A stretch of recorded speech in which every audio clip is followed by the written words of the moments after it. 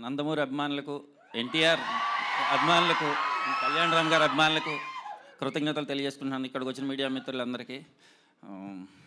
చెప్పాలంటే ఈ స్క్రిప్ట్ కళ్యాణ్ సార్కి చెప్పినప్పుడు బాగుంది, బట్ మేడం ఒప్పుకుంటేనే చేద్దాం అన్నారు. అది మేడం చెప్పగానే యాక్సెప్ట్ చేయడంతో ఈ ప్రాజెక్ట్ ముందుకెళ్ళింది. దీన్ని నేను మేడంకి, సార్కి కృతజ్ఞతలు తెలియజేసుకుంటున్నాను. అండ్ మా ప్రొడ్యూసర్స్ నాకు ఏమి ఇబ్బంది పెట్టకుండా హ్యాపీగా ఈ సినిమా చేయడానికి కారణమయ్యారు. థ్యాంక్స్ చెప్తున్నాను sir.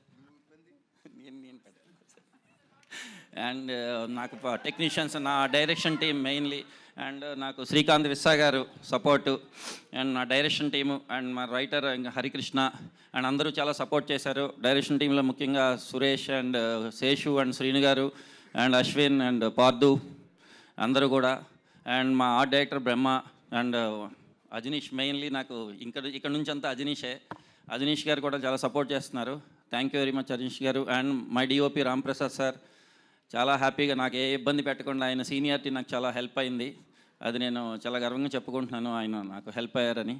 And thank you very much. Pradeep గారు, యాక్చువల్లీ ఈ క్యారెక్టర్ విజయశాంతి గారిని తప్పితే ఇంకెవ్వరిని ఊహించుకుని రాయలేము, అసలు క్రియేట్ కూడా చేయలేము.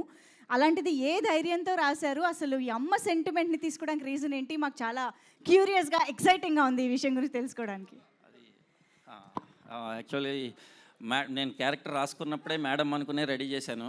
రెడీ చేసిన తర్వాత మా ప్రొడ్యూసర్ గారు సార్కి చెప్పే ముందే ఇది ఈ మేడం ఈ కాంబినేషన్ అనుకుంటున్నాను సార్ అని, కానీ సార్ యాక్సెప్ట్ చేశారు సునీల్ గారు. తర్వాత హీరో గారి దగ్గరికి వెళ్ళినప్పుడు సార్ కూడా మేడం అని, నేను అంటే కథ చెప్పేటప్పుడే మేడం అని నేరేట్ చేశాను. సరే నువ్వు మేడం చేస్తాను వైజయంతి అని, అంటే నేను ఇన్స్పైర్ అయింది కర్తవ్యంలో మేడం క్యారెక్టర్.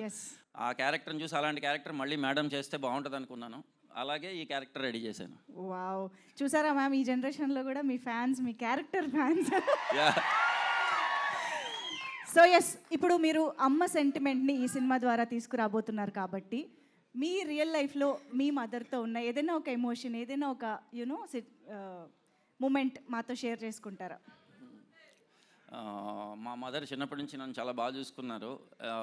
ఎందుకంటే ఫాదర్ సరిగ్గా ఉండేవారు కాదు, బట్ మదరే అన్నీ నాకు. మదర్ లేకపోతే నేను ఇలా ఉండేవాడిని కాదు.